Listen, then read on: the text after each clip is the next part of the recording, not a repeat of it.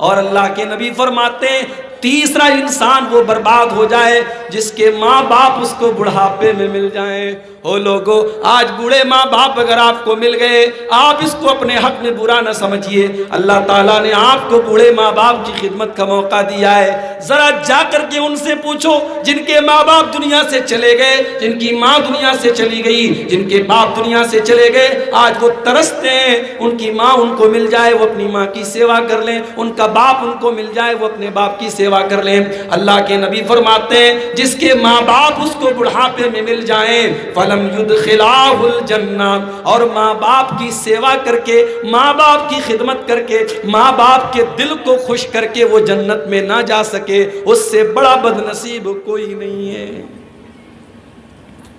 रमजान हमें मिल रहा है मेरे भाई, और एक हदीस आपको और सुनाना चाहता हूं, बहुत गौर से सुनिएगा।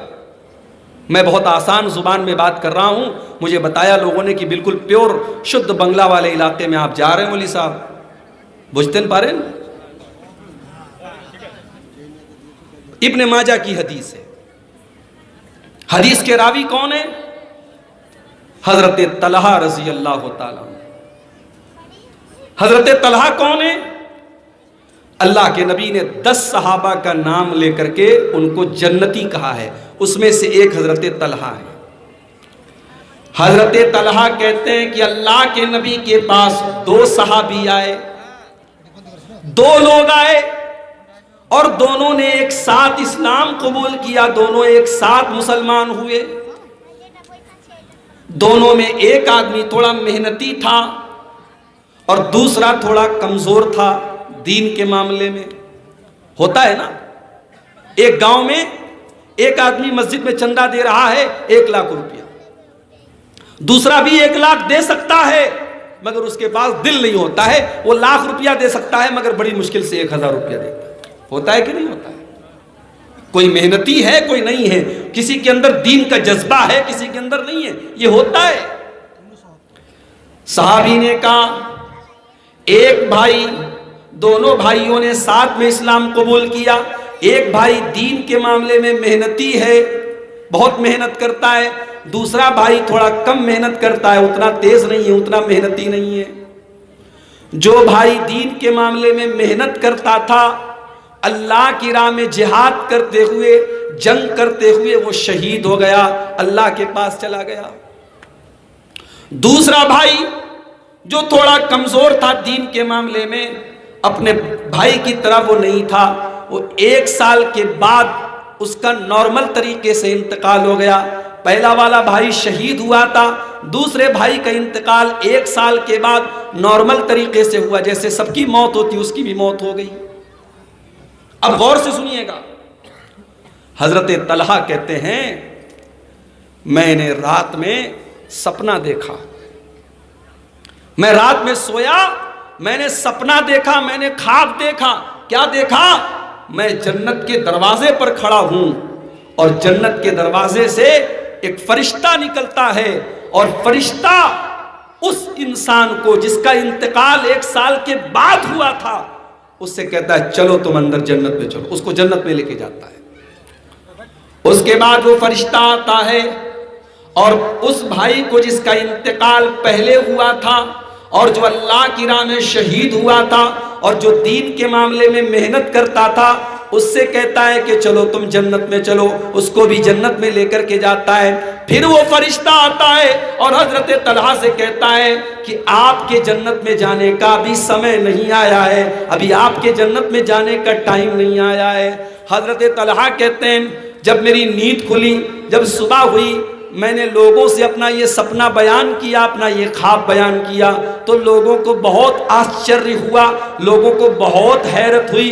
लोगों ने कहा ऐसा कैसे हो सकता है कि जो अल्लाह की राह में शहीद हुआ वो तो बाद में जन्नत में गया और जो नॉर्मल तरीके से जिसका इंतकाल हुआ वो पहले जन्नत में चला गया। सहाबा को बड़ी हैरत हुई। जब ये बात अल्लाह के रसूल तक पहुंची, अल्लाह के रसूल तक जब ये बात पहुंची तो हदीस के अल्फाज हैं, अल्लाह के नबी ने सहाबा से फरमाया मिन अय्यि ज़ालिका ताजबून।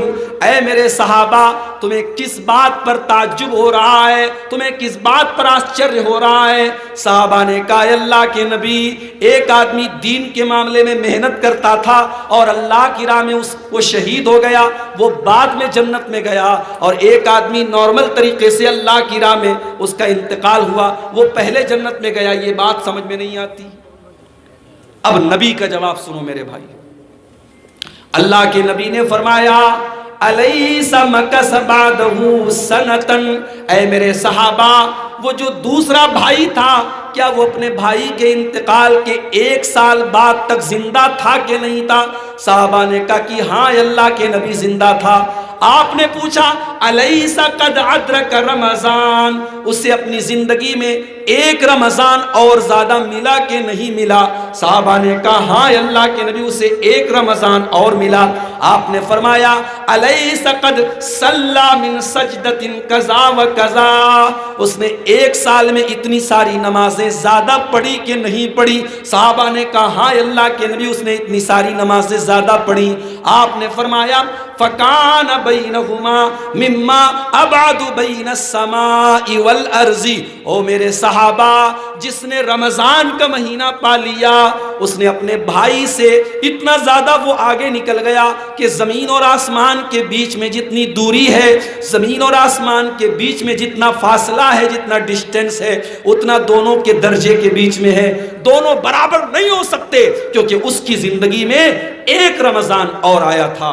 मेरे भाइयों, हम खुशकिस्मत हैं, हम किस्मत के धनी हैं। अल्लाह ने हमें एक और रमजान का मुबारक महीना हमें दिया है, और वो महीना 1 हफ्ते के बाद शुरू होने वाला है। मैं आप सबसे गुजारिश करूंगा, उस महीने की कदर करना मेरे भाई। मेरी माँ बहनों, आपसे भी कहूंगा, सिर्फ खाने पकाने, इफ्तारी और सहरी में और किचन में अपना टाइम मत आप बर्बाद करना। रमज़ान खाने पीने का महीना नहीं है, रमज़ान अल्लाह की इबादत का महीना है, रमज़ान कुरान की तिलावत का महीना है, रमज़ान अल्लाह से दुआ करने का महीना है, रमज़ान शबे कद्र में जागने का महीना है, रमज़ान अल्लाह के सामने तौबा करने का महीना है, अल्लाह के सामने रोने का महीना है। इसलिए रमज़ान में जितना हो सके आप ज़्यादा से ज़्यादा नेकी के काम करें। रोज़ा तो हम सब इंशाअल्लाह रखेंगे, रोज़े के साथ साथ आप नमाज की भी पाबंदी करें, आप तिलावत की भी पाबंदी करें, और आप गुनाहों से बचने की कोशिश करें। भाई, रोज़ा का मतलब क्या होता है? रोज़ा को अरबी में क्या कहते हैं? सौम। सौम के माने रुक जाना, सौम के माने रुक जाना। रोजे में हम खाने से रुक जाते हैं, पानी से रुक जाते हैं। सामने केला रखा हुआ है, सामने अनार रखा हुआ है, सामने आम रखा हुआ है, ठंडा ठंडा पानी रखा हुआ है, शरबत रखा हुआ है, रूह अफ़ज़ा रखा हुआ है, मगर हम नहीं पीते, हम नहीं खाते। क्यों? अल्लाह ने मना किया है।